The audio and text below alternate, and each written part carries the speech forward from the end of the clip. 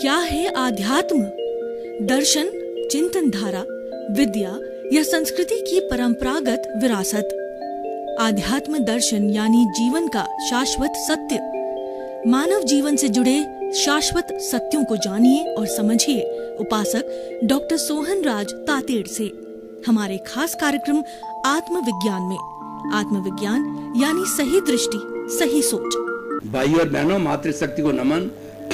Studio में आपका हार्दिक स्वागत, अभिनंदन है, सत्कार है। मैं कौन हूं, इसकी पहचान करने के लिए हमने दृष्टि विज्ञान कार्यक्रम, आत्मविज्ञान कार्यक्रम प्रारंभ किया है।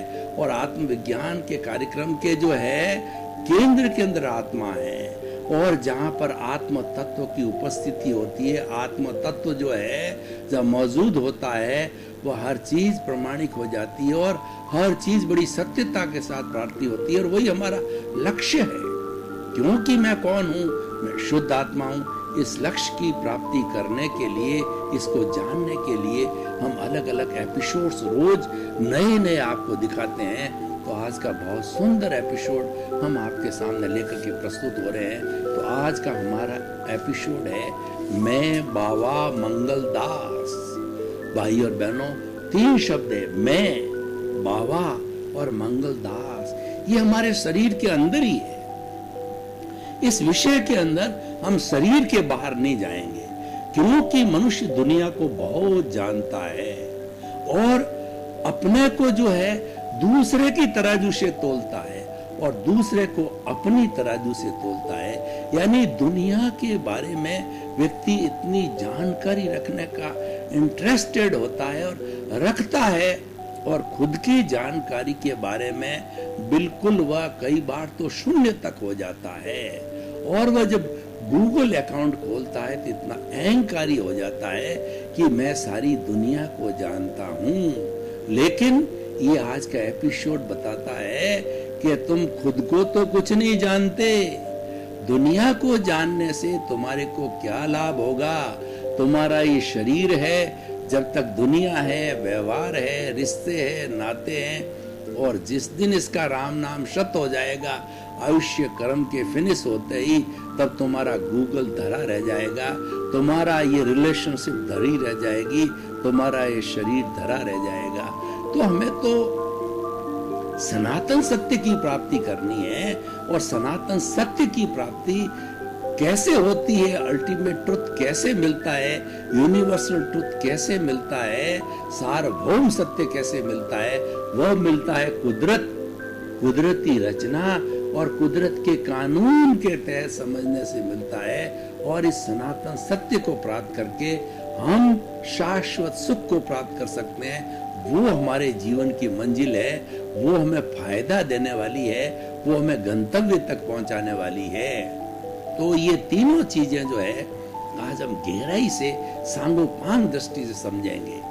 यहाँ पर तीनों में से एक एक करके हम लेते हैं। मंगलदास, मंगलदास ये शरीर है। मेरा नाम सोहन राज है, रूपक के रूप में मंगलदास कहा गया है। ये मंगलदास रूपी मन वचन काया रूपी जो शरीर मिला है, पूर्व जन्म के कर्मों के भुगतान के लिए मिला है। और सारा भुगतान कुदरती रचना, कुदरत के कानून के तहत होता है।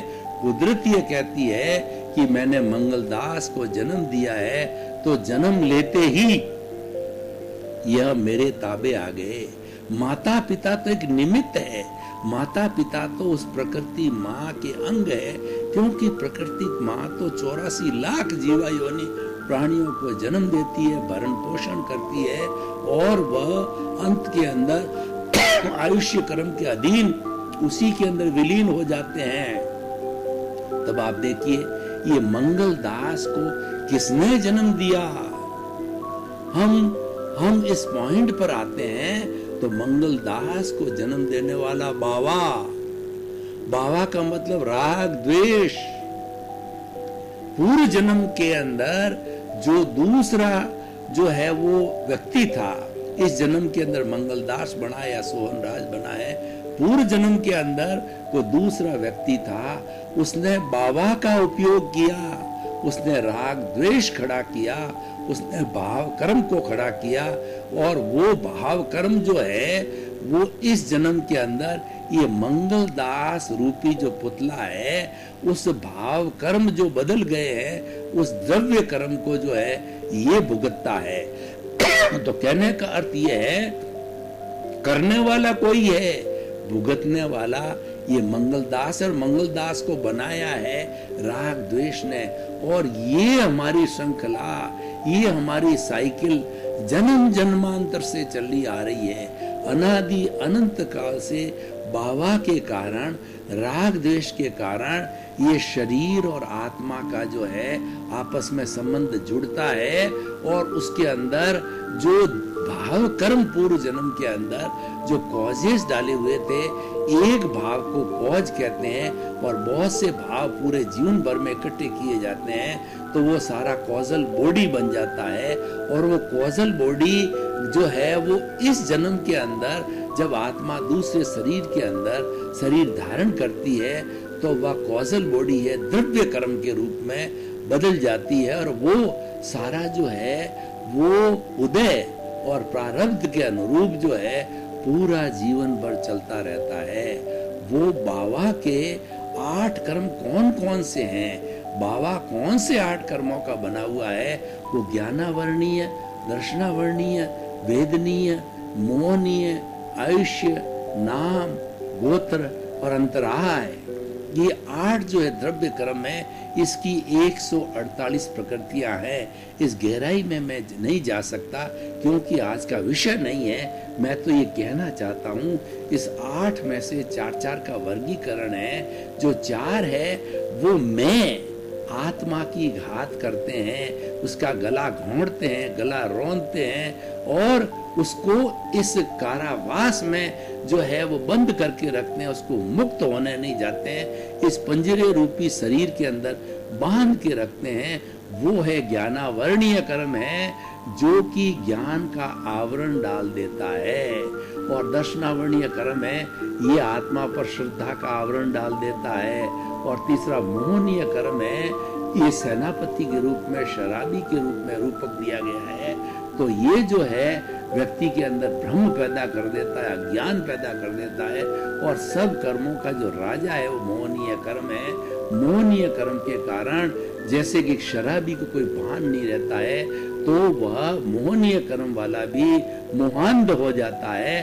और मैं और मेरा, कौन सा मैं, रियल मैं की बात नहीं कर रहा हूँ, रिलेटिव मैं सोहन राज हूँ, मैं करता हूँ और बच्चों को जन्म मैंने दिया, ये मेरा घर है, ये मेरी पत्नी है, ये मेरे बाल बच्चे हैं, और ये मेरा इतना बड़ा बंगला, इतनी गाड़ियाँ, मेरा इतना पद, मेरा इतना प्रतिष्ठा, मैं भारत का प्रधानमंत्री, मैं भारत का राष्ट्रपति। ऐसे ऐसे जो है ये मैं और मेरा को पैदा करने वाला बाबा है। ये सब मोहनीय कर्म और कर्ता भाव से पैदा होता है, और वही कर्म बंधन का कारण होता है। और एक होता अंतराय कर्म, और अंतराय के लगी रहने से ज्ञानावर्णीय, दर्शनावर्णीय और मोहनीय नहीं छूटते हैं। और अंतराय जब टूट जाती है या जब ये तीनों खत्म होने वाले हैं, ऑटोमेटिकली अंतराय टूट जाती है, और व्यक्ति को जो है तीनों का क्षोभसम यानी तीनों से जो है धीरे धीरे आंशिक निर्जरा हो जाती है। संपूर्ण निर्जरा होने पर आत्मा सिद्ध बुद्ध मुक्त बन जाती है। और 4 होते हैं अघाती कर्म होते हैं। हर बार नया नया शरीर जन्म लेता, हर बार नया नया मंगलदास आता है।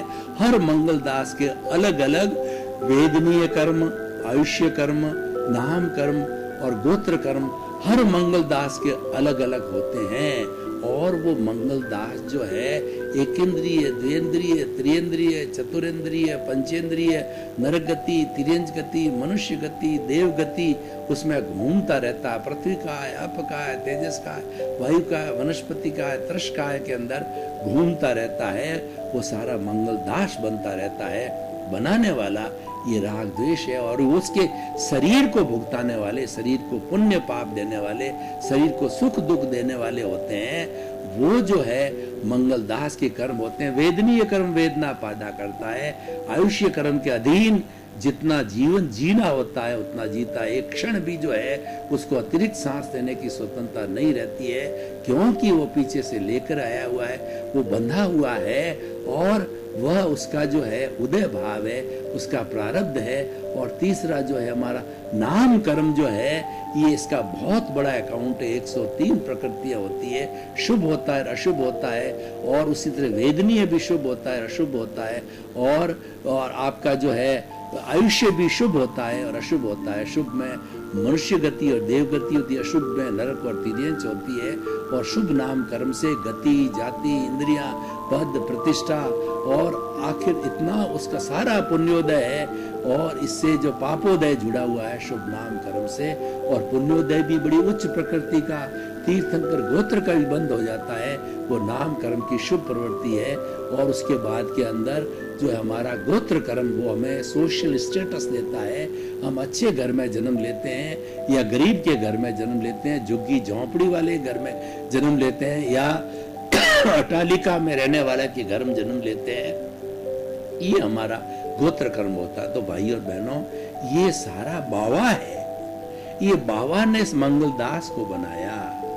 बाबा जो है ये हमारा कार्बन शरीर है, लिंग शरीर है, कॉजल बॉडी है, क्रोध मान माया लोभ है, राग द्वेष है, कषाय है और मोह का संसार। ये बाबा बीच में है और बनता है मंगलदास। अब आते हम जो मैं जो शुद्ध स्वरूप के अंदर हमारी आत्मा है, जो कि ज्ञाता है, दृष्टा है, जानने वाला है, देखने वाला है, अनंत ज्ञान वाला है, अनंत दर्शन वाला है, अनंत शक्ति वाला है, अनंत सुख का धाम है। तो वो तो उसका अस्तित्व है, लेकिन वो प्रकट नहीं हो सकता क्योंकि बाबा बीच में आ गया। बाबा इस पर फेविकॉल की तरफ जो लगा हुआ है मैं के साथ में, और वो एक अज्ञान रूपी वेल्डिंग है। ऐसा पक्का वेल्डिंग है कि उसको काटने में आरी चलानी पड़ती है और सारा भुगतता है मंगलदास है। तो मैं, बाबा और मंगलदास तीनों मिलकर के शरीर को चलाते हैं। अब प्रश्न ये है, ये तो हमने सारा जान लिया और इसको चलाने के लिए कुदरत आती है बीच में, क्यों कुदरत ने जन्म दिया है, गारंटी ली है उसको ठेठ आयुष्य पूरा करने की, उस तक पालने की गारंटी ली। एक माँ होती है जो बच्चे को जन्म देती है, तो प्रारंभ से ही बच्चे को सर्दी से, गर्मी से वो बचाती है और बचा करके उसको बड़ा करती है, उसको संस्कार देती है और उसको जो है वो दुख से बचाती है, सर्दी गर्मी से बचाती है, बुराई से बचाती है, उसको अच्छाई देती है, क्योंकि माँ ने जन्म दिया है। पैरों पर जब तक वो खड़ा नहीं होता है तब तक माँ उसकी पूरी गारंटी लेती है। तो ये कुदरत, ये नेचर माँ पूरी गारंटी लेती है, लेकिन एक शर्त रखती है कि तेरी जो है वो गारंटी मेरी जब तक है जब तक कि तुम मेरे ताबे रहेगा और तुमने ये मान लिया है कि सब कुछ करने वाला मैं हूं, यानी तुम्हारे में अहंकार बाबा खड़ा हो गया, तो बाबा खड़ा होते ही माँ उससे अलग हो जाती है और उसका नया बाबा खड़ा होने लग जाता है। ये कर्ता भाव, ये अहंकार है, नए कर्मों को जन्म देने वाला होता है, जबकि व्यवस्थित शक्ति है वो हमारी नेचर माँ है। उसने किसी को न तो परमिशन दी है बाबा बनने की, कर्ता बनने की, और न किसी को पावर ऑफ अटॉर्नी दी है। वो तो कहते हैं कर्ता तो मैं ही हूँ, व्यवस्थित शक्ति हूँ, और फिर भी तुम जो है अपने मिसअंडरस्टैंडिंग से, अपने राग द्वेष के कारण कर्ता मानता है, उसके दुष्परिणाम तुझे भुगतने पड़ेंगे, तो जन्म जन्मांतर में घूमता रहेगा।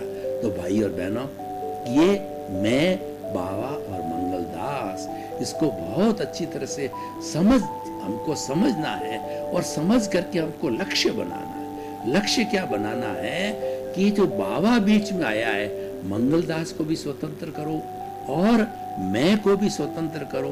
तो मैं जब स्वतंत्र हो जाएगा तो ये दोनों पंछी है, इन पंछी को जोड़ने वाला पिंजरा है वो बाबा है। तो उस बाबा को हल्का करो, बाबा को सफाई करो, उस पिंजरे का गेट खोल दो। तो पिंजरे का गेट खोलते ही तोता उड़ जाएगा।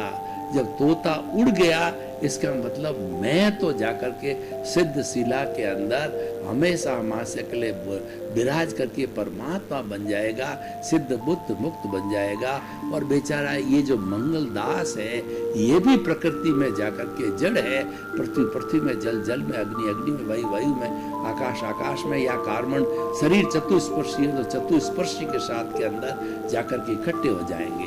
तो भाई और बहनों, इससे हम क्या समझे कि मैं को हमें आजाद करना है। तो मैं को आजाद करना, मैं को पहचानना जो है ये हमारा मूल लक्ष्य है, ये हमारा रियल पुरुषार्थ है। उस रियल पुरुषार्थ को हमें कैसे लागू करना है कि देखिए कि ये बाबा तो पीछे से लेके आया है और ये मंगलदास उसको भुगतता है। ठीक है, बाबा भुगताने वाला है, मंगलदास भुगतने वाला है। हम उसकी पंचायती न करें, हमको पूरे जीवन भर एक ही काम करना है, बाबा और मंगलदास से न्यारा रहो और अपने स्वभाव में रमण करो। मैं का स्वभाव क्या है कि मैं तो जानने वाला हूँ, देखने वाला हूँ। मैं तो सिर्फ जानते हैं कि इस बाबा के कारण जो मंगलदास बना है, मंगलदास खा रहा है, पी रहा है, उठ रहा है, बैठ रहा है और कुछ भी प्रवृत्ति कर रहा है, उसको देखना। दुख उसको आ रहा है, मंगलदास तड़प रहा है, तो आपको उसके साथ में जुड़ना नहीं है, आपको उसके साथ ओपिनियन नहीं देनी है, आपको किसी को दोषित नहीं मानना है और आपको जो है वो किसी के साथ में अभिप्राय नहीं देना है। जब आप अभिप्राय नहीं देंगे, किसी को दोषी नहीं मानेंगे, उस भुगतान का किसी के प्रति बुरे भाव नहीं रखेंगे और आप ये देखेंगे कि ये मंगलदास पिछले जन्म में करके आया है तो उसको भुगतना पड़ेगा। क्यों? कुदरत कहती है ये कानून है, मैंने इसमें कोई गलती नहीं है, तो लेके आया है, मैंने तो भुगतान करने के लिए जो आपका निमित्त है, जिसके साथ तुमने अच्छा बुरा व्यवहार किया, उसको ला करके मैं खड़ा कर देती हूँ। यही मेरा काम है। वो तो निमित्त जुटाती है। जो हमारे 8 तरह की 148 कर्म प्रकृतियां हैं, उसका उदय भाव चलता रहता है जीवन में। और जब उदय भाव या प्रारब्ध गीता की भाषा में कहें, जब उदय में आता है तो ये हमारी नेचर माँ, हमारी कुदरत है। कुदरती रचना के तहत, कुदरती रचना है द्रव्य, क्षेत्र, काल और भाव, या काल, स्वभाव, कर्म, पुरुषार्थ और नियति। यह जो 6 तत्व जिससे कुदरत बनी हुई है वो है कि चेतन, जड़ और उसके बाद के अंदर मोशन, रेस्ट, टाइम और स्पेस, उसके तहत ही सारा होता है। मैं ये लंबा विषय उसमें नहीं जाना चाहता। ये सब संजोग जुटाते हैं और संजोग जुटा करके व्यक्ति के सामने निमित्त खड़ा कर देते हैं। तो मैं को तो तटस्थता रखनी है कि निमित्त जो आया है ये मेरा ही किया हुआ है। ये मंगलदास को सोचना है मेरा ही किया हुआ है, मैंने इसको बुलाया है, ये मेरा हितैषी है कि जो मैंने इसके साथ में दोष किया हुआ है, ये दोष को धोने आया है, ये मेरी मुक्ति करने आया है, ये मेरे को मोक्ष में भेजने वाला है। तो उसके प्रति कृतज्ञता ज्ञापित करो और ईश्वर को धन्यवाद दो कि आपका जो कानून है ये हुआ सो न्याय को मैं स्वीकार करता हूँ। और नो रिएक्शन और नो दोष देखना, नो ओपिनियन, नो अभिप्राय। तो क्या होगा कि नए कॉज नहीं पड़ेंगे, बाबा, नो इफेक्ट ऑफ दी बाबा। और हमने जुड़ गए क्योंकि हम पिछले जन्म की विस्मृति कर देते हैं। मंगलदास विस्मृति कर देता है तो मंगलदास जो है सामने जो आया है, जो मुक्का मारने वाला है, पैसा हड़पने वाला है, या आपके घर को दबा दिया और आपको जो वृद्धाश्रम के अंदर भेज दिया, आपको घर के बाहर फेंक दिया, आपको रोटी नहीं देता, स्वस्थ हो गए हो, और अन्य अन्य तरह के जितने भी दुख देता है, बेटे के रूप के अंदर, बेटे की बहू के रूप में, पोते के रूप के अंदर, कर्मचारी के रूप के अंदर, और आप उसको दोषी मानने लग जाते हो, तो फिर नया बाबा खड़ा हो गया, नए कॉजेज पड़ गए। बेचारा मैं तो क्या करे, क्योंकि ये बाबा को जन्म लेता है। तो हमको करना क्या है? हमको करना ये है नो ओपिनियन, किसी के दोष नहीं देखना, दोष खुद के देखना कि मेरे भीतर दोष भरे पड़े हैं और यानी बावा भरा पड़ा है, बावा ही दोष है, इसको साफ करूंगा जब जाकर के मेरी मुक्ति होगी। बावा ही अज्ञान है, बावा ही वेल्डिंग है। तो और ये चल रहा है अपने रफ्तार से, टांग मत अड़ाओ। हम टांग अड़ाते हैं, हमारी टांग टूटती है, मतलब हम नए जन्म के कॉजेज डाल करके और नया जन्म नया बावा खड़ा कर देते हैं। हम चार्जिंग में चले जाते हैं, जबकि ऑटोमेटिकली अपने उदय भाव से, अपने प्रारब्ध भाव से, अपनी जो है साइंटिफिक सर्कमस्टेंशियल एविडेंसेस, कुदरती रचना, कुदरत के कानून के तहत ये ऑटोमेटिकली डिस्चार्ज होता रहेगा। तो हमें समभाव में रहना है। ये तटस्थता की स्थिति है, ये जागृति की स्थिति है, ये संभाव की स्थिति है, ये रियल पुरुषार्थ है। और रियल पुरुषार्थ कब होता है? जबकि हम अपने अस्तित्व को जानते हैं कि मैं तो जानने वाला हूँ, देखने वाला हूँ। जब ये स्पिरिट बनती है तब हमारा जो है ये रियल पुरुषार्थ होता है। और वही करने की बात है। ये जो कुछ भी चल रहा है ये तो परिणाम है। ये तो जो मंगलदास है पूर्व जन्म के अंदर, देखिए हम कभी हमें कोई भी कंपटीशन का एग्जाम देना होता है तो 3 घंटे का हम पेपर करते हैं। मान लीजिए उसके अंदर 10 क्वेश्चन पेपर है, हमने 2.5 घंटे तक जो है वो कर लिया, हमारे पास आधा घंटे का टाइम है, तो हमने चिंतन किया कि इसको करेक्ट करें।